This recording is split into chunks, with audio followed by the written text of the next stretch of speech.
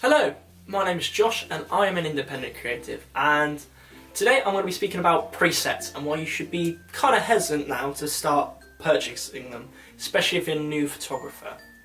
Number one reason is that you're buying into a look. You're not actually buying the image. If you've seen any good photographer out there, mostly all photographers are now doing preset packs.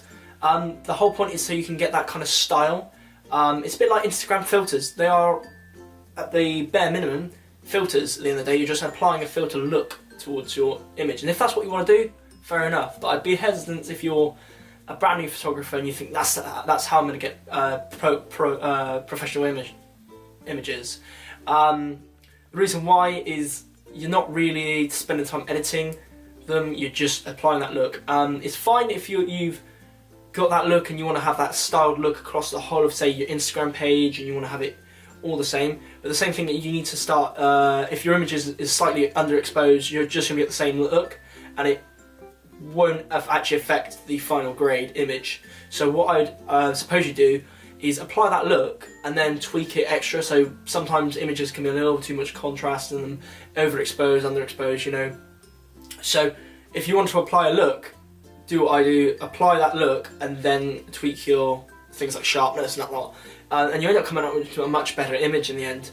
But at the same time, if you're a landscape photographer like myself, I don't like looks. If I like to edit every image a specifically different way, or if I have a workflow, that's how I do it. I don't really have a preset look I like to apply to my images. I like to have a workflow where I add a little clarity in there. I always add like a certain amount of contrast, or I like to base the image off of workflow, not a preset. But at the same time, why should you go out and purchase them? If you like that look, so a landscape photographer I really like is Thirsty. You can find him on Instagram. He's amazing at creating these dark, moody, green images. But at the same time, I wouldn't want to have that image on mine because it looks just like you're copycatting them. But at the same time, if you want to have that style of look, yeah, carry on. The best way I think really to get those images is to look at them tutorials. Most photographers now have YouTube, and they'll release like a tutorial how they've edited that image. Now, not to copy them in say everything they've done, take every step, but at the same time to look at how they've done it. And what I did when I came up through photography as a brand new photographer is to look at how they're creating these images and go step by step through their editing guide and look what does that affect my image, how could that benefit my image. So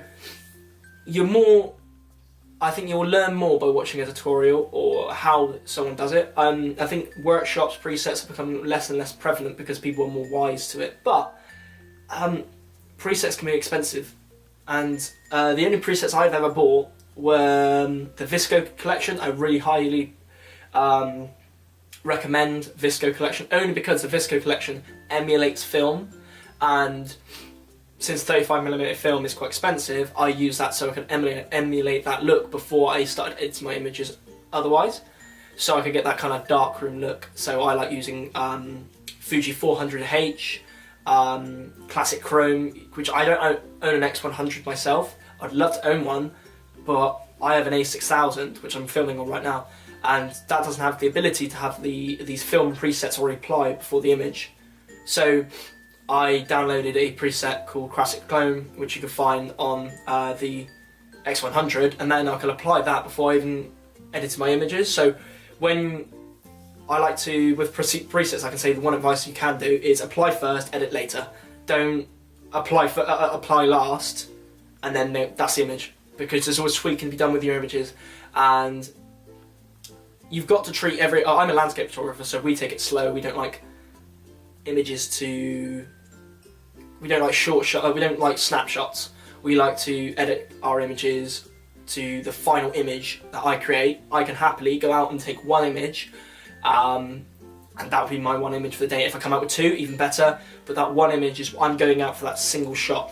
So probably from a landscape photographer, that's why presets aren't amazing, because I like to go out and create an image and a look every time. I'm not creating a stylized look. That's why my Instagram probably doesn't do so well, because I don't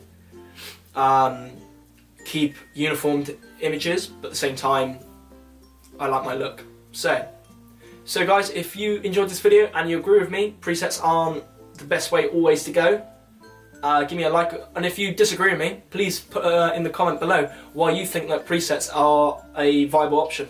I'm saying I still agree with them, but at the same time I would like to hear your thoughts on why you use presets and what ones you use, because actually I'm in the mood to buy some more presets and look at a collection.